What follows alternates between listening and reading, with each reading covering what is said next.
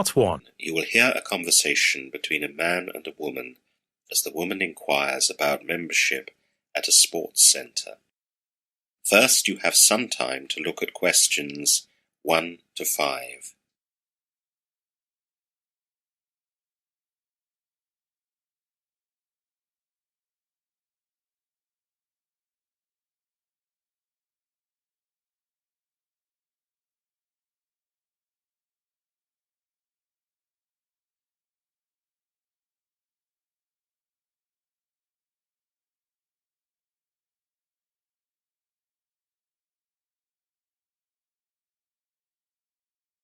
Now listen carefully to the conversation and answer questions 1 to 5. Hello, I'm Steve. Welcome to Bruntwood Sports Centre. Can I help you? Hello, yes, I hope you can help me. I'd like some information about joining the sports centre. Do you have any idea about what kind of membership you'd like? We do full membership, swimming only, or gym and classes, and there are special rates for students and different age groups. Yes, I checked online before I came here. I'd be interested in the full membership, and I wouldn't be eligible for any of the special rates. That's great. Can I take some details from you to start with? Of course. First of all, what's your name? It's Alice Watson. Is that Watson? W-A-T-S-O-N? That's right. Good. Now, can I take your address, please? It's 16 Austin Way, Bruntwood. Is that A-U-S-T-E-N for Austin? That's right. And was it 16 or 60? 16. Thanks. Do you know the postcode? Oh yes, it's BR5 8HY. Thank you. Now, I need your date of birth, please. I was born on the 13th July 1996. Are you sure you can't get a student membership? I'm afraid not. I'm not a student. I have a full-time job. What's your job? I'm a dental assistant. Now, can I take a contact telephone number for you? Of course. My home number is 01763 973 644. Do you have a mobile number as well, as that's often easier to reach people on? Oh yes, it's 07772 021 388. Do you call people often? It's not for marketing if that's what you're worried about.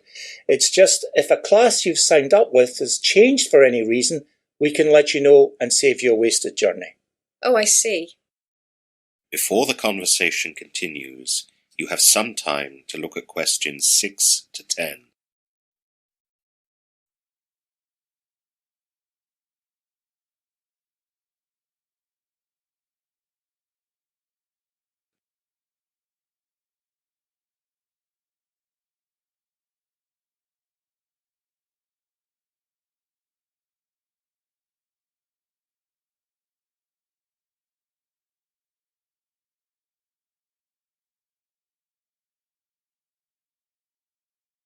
Now listen carefully and answer questions 6 to 10. Can I ask you some things about the facilities, please? Of course. I was interested in doing some classes. What ones do you run? Well, as you've a full-time job, the ones that would be suitable for you would be the early ones, which are for 1 hour and start at either 6 or 7 a.m. We have wake-up aerobics, spinning and fat burn at both those start times. And later in the day? I finish work at 4:30 in the afternoon. There are aerobics, keep fit and spinning classes hourly from 4 p.m. and there are also Pilates classes and yoga classes and they're hourly from 6 p.m. At the weekends, all these classes are done regularly all through the day. The schedule changes from time to time, so I'll give you our latest schedule before you leave. The schedules are also on our website and they're always up to date. Can I swim early too? Oh yes, the pool is open from 6 a.m. and, as the first 3 hours are mostly used by people who are swimming for exercise, 2/3 of the pool is divided up into lanes for exercise swimming. There are 2 lanes for slow swimming, 2 for medium and 2 for fast. And what time does the pool close?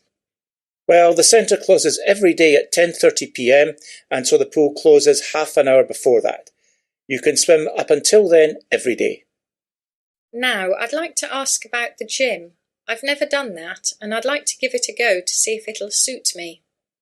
Well, I'd recommend it. It can really develop people's core strength, and by doing that, you'll avoid injuries at other sports. It also really makes you feel good about yourself. So, our gym is open during the opening hours of the centre, and if you want to try it out, you'll need to book an induction with one of the instructors so that you get to know the machines. This will help prevent you from injuring yourself. Inductions are free for full members. Another thing you can do is book a regular session with a personal trainer. This is a great way of getting fit.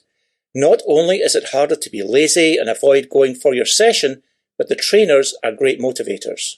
Those are great ideas. Thanks. I'll definitely try that. That is the end of part 1. You will now have half a minute to check your answers.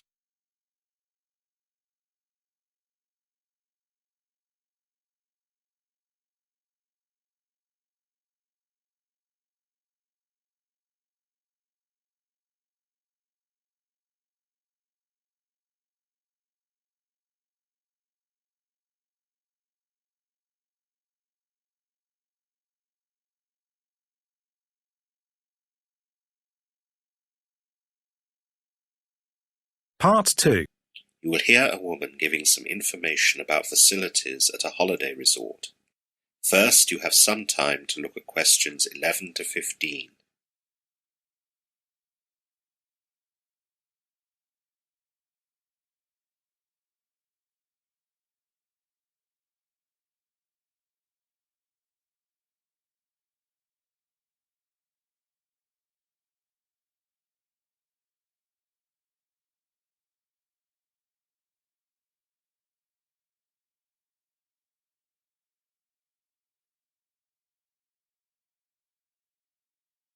Now listen carefully to the information talk and answer questions 11 to 15.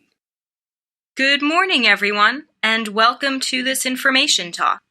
Most of you arrived here at the Sun and Sand Resort yesterday evening, and it's my job today to let you know a little bit about what's available for you here and where these things are. We are currently in the main reception area. If you leave here, you'll find the ornamental lake right in front of you. Directly opposite, you'll find the bus stop, which I'll tell you more about later.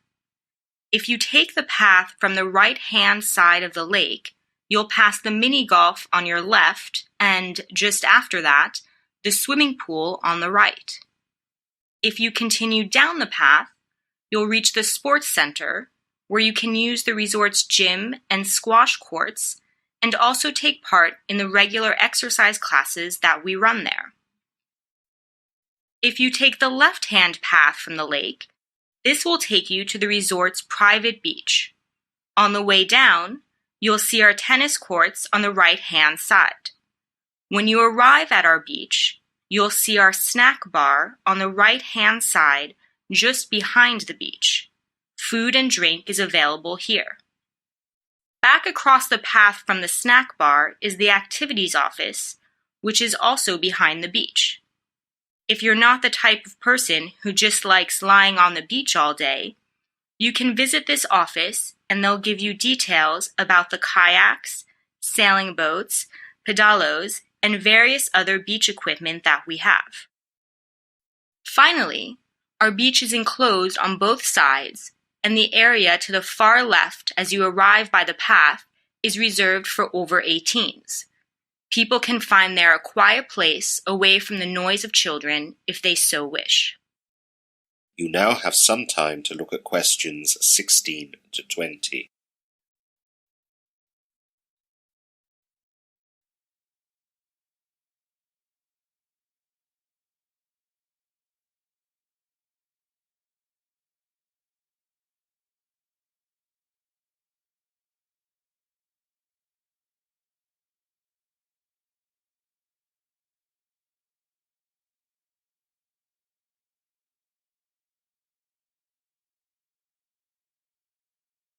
Now listen to the rest of the information talk and answer questions 16 to 20.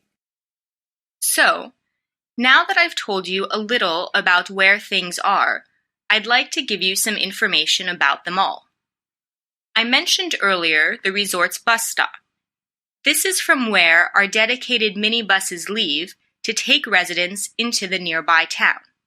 This is 7 miles away, so taking this complimentary bus service is your best way of getting to the town.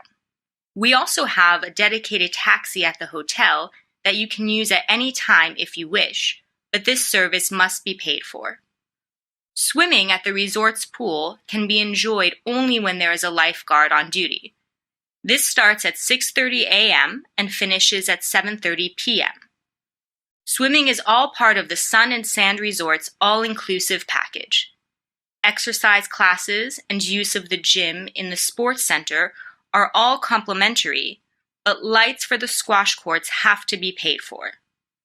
Coins have to be inserted into the meters so that you can have the light to play by. Booking a squash court itself is free. If you'd like to play tennis, book a court at reception. This is part of Sun and Sand Resort's all-inclusive package, as is use of all the recreational equipment at the beach, though a returnable $20 deposit is required for all equipment. Eating and drinking at the main buildings of the resort are also inclusive, but the beach snack bar is extra and things can be paid by cash or be put on the guests' bills. There is a deep-sea fishing activity that can be booked from reception. This is contracted out to a local fisherman and not part of the Sun and Sand Resort's package. The price list for the different fishing options available can be found at reception. Finally, we have entertainment at the main buildings of the hotel every evening. People can enjoy their inclusive food and drink dinners whilst enjoying the music, magic, dancing, or whatever is billed on the different evenings. We have quiz evenings weekly and sometimes comedy acts as well. We ask $1 for each team member for the quiz pot so that we can make a prize for the winners who get the whole pot. That is the end of part 2. You now have half a minute to check your answers.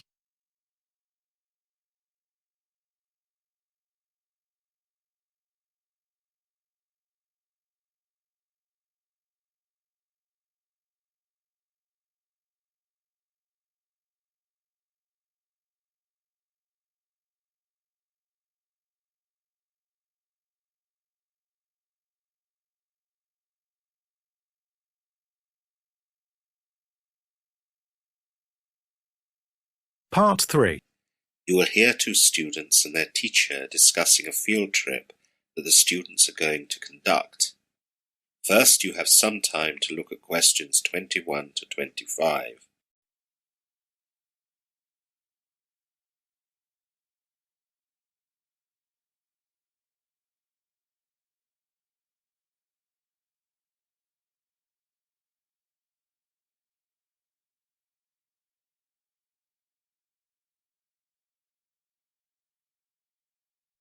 Now listen carefully and answer questions 21 to 25. Hello, Dr. Rogers. Can we speak to you for a moment? Oh, hello, Samantha. Hello, Eric. Yes, I'm free. What can I do for you? It was about our geography field trip. We wanted to explain to you a little about it so that we know that we're doing the right thing. Okay, off you go. Well, to begin with, we decided our field trip will focus on the River Stour. The river is not far from where we both live, so that will help us when we need to do secondary visits to it. Yes, that'll be useful. It's sometimes only later on during a project that people realise they need further data, and a long journey can sometimes be very awkward to arrange. That's what we thought. Well, I'm glad you're taking those things into account. Now, you'll need to go right up to the source of the river to get the correct readings. Oh yes, we'll begin there. We'll be doing a road trip for a few days to collect all the information we need. What sorts of things will you be studying at the river? We'll be looking at how the River Stour is part of the area's different watersheds. What sort of data will you be collecting? We'll be taking water samples along the length of the river to start with. We'll also need data on flow levels, but of course we won't be able to get good figures on that in one trip. Samantha and I are going to visit the National River Authority's offices in Stourbridge. They have all the data there that we need. Have you got an appointment with them? Yes, one of the water officers will be meeting us and will give us admittance to the archives that we need. The people at the National River Authority were very helpful when I called them. Good. Now, you'll also need more data than what you've mentioned so far if you want to examine the area's watersheds. Yes, we know that. Watersheds themselves consist of all surface water and include lakes, streams, reservoirs and wetlands, as well as all groundwater and aquifers. We'll need to work on all these water systems in the area. We won't be able to include everything in our project, as the word limit is relatively short. Our plan is to include a bit of everything, but focus on the role of the River Stour in the area's watersheds. That all sounds fine. You now have some time to look at questions 26 to 30.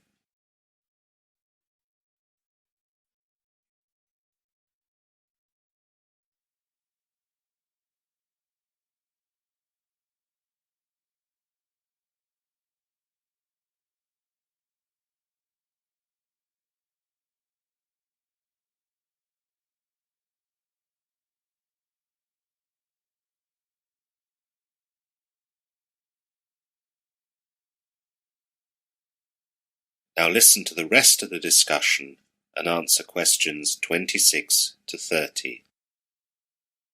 I also wanted to ask about when we have to give in the project. Well, last year the students had to give it in on the 1st of October. A lot of students found that they didn't have enough time though, so I was thinking of making it exactly a month later. However, I'm not really sure yet.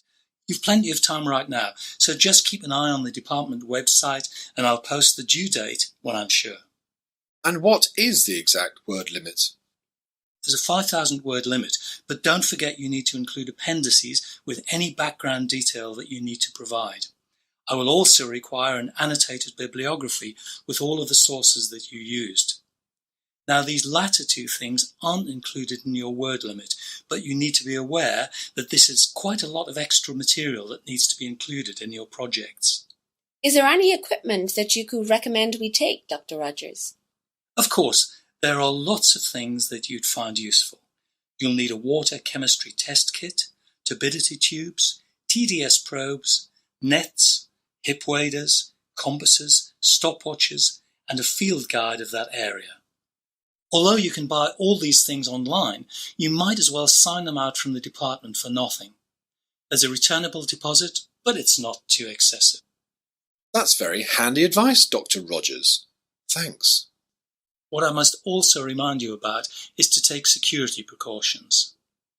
I know that you are all quite responsible, but being around water can always have potential dangers, and you must take particular care if there's been a lot of rain and the river is high.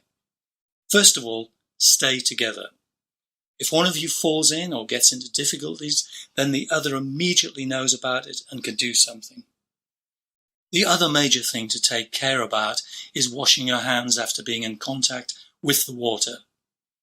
River water is not as clean as it used to be, and if you come into contact with river water and then eat without washing your hands, you run the risk of ingesting bacteria. This can lead to all sorts of tummy upsets. That is the end of part 3. You now have half a minute to check your answers.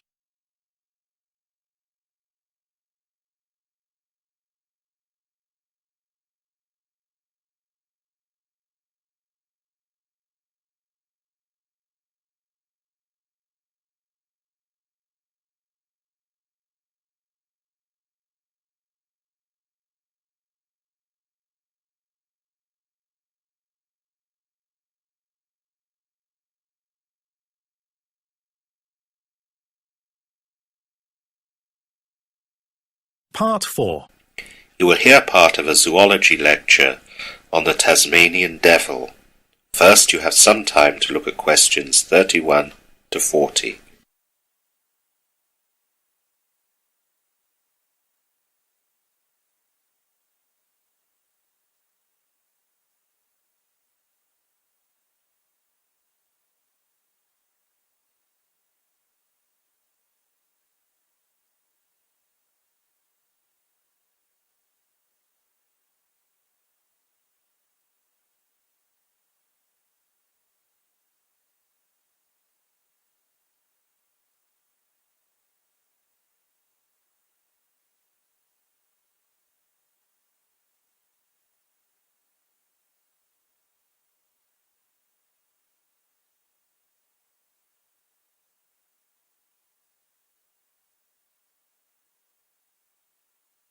Now listen carefully and answer questions 31 to 40.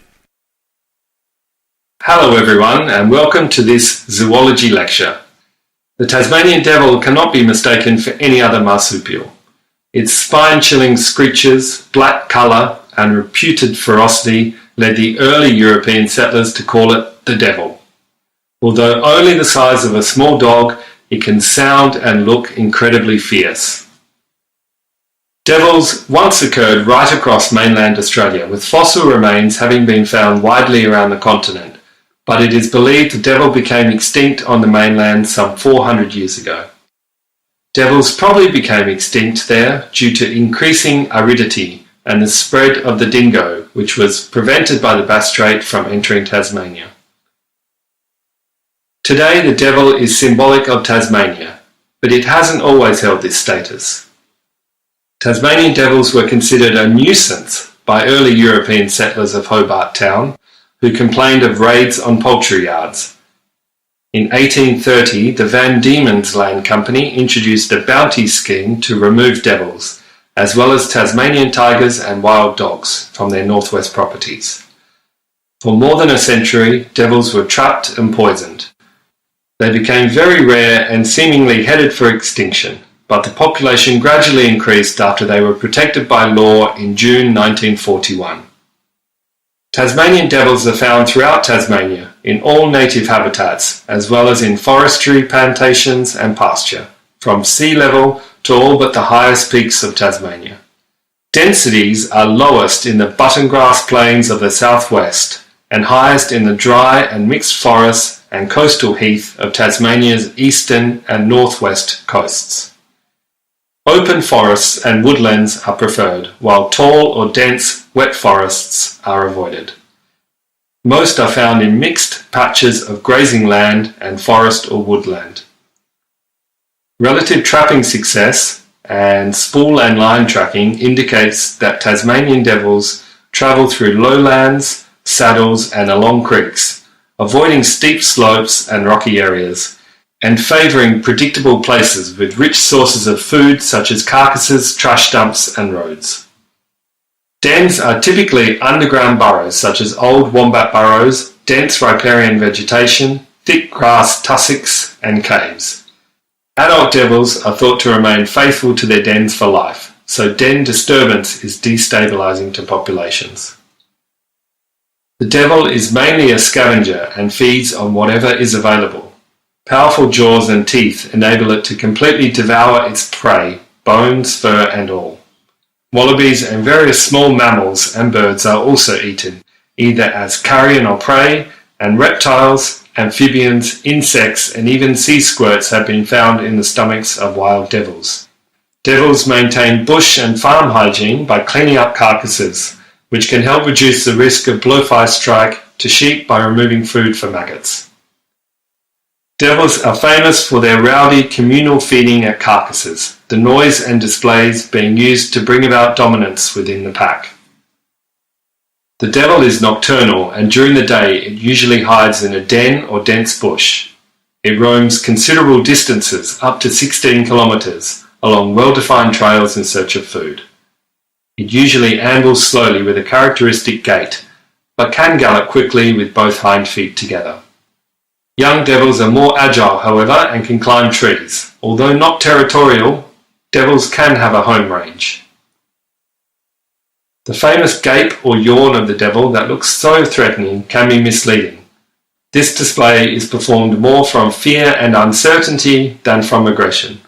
Devils also produce a strong odour when under stress, but when calm and relaxed, they are not smelly.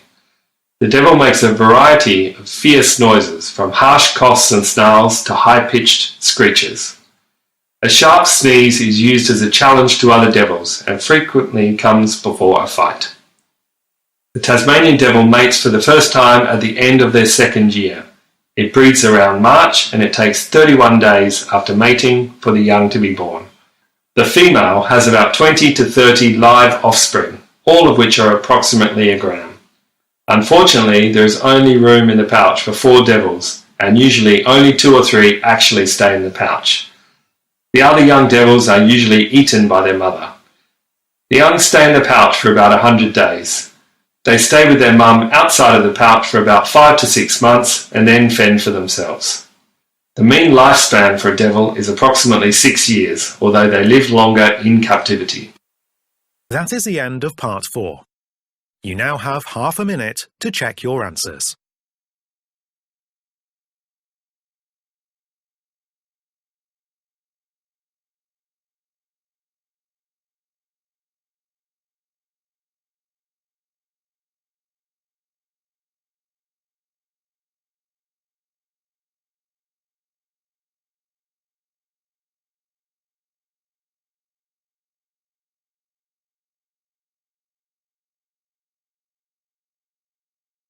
That is the end of the listening test. You now have 10 minutes to transfer your answers to the listening answer sheet.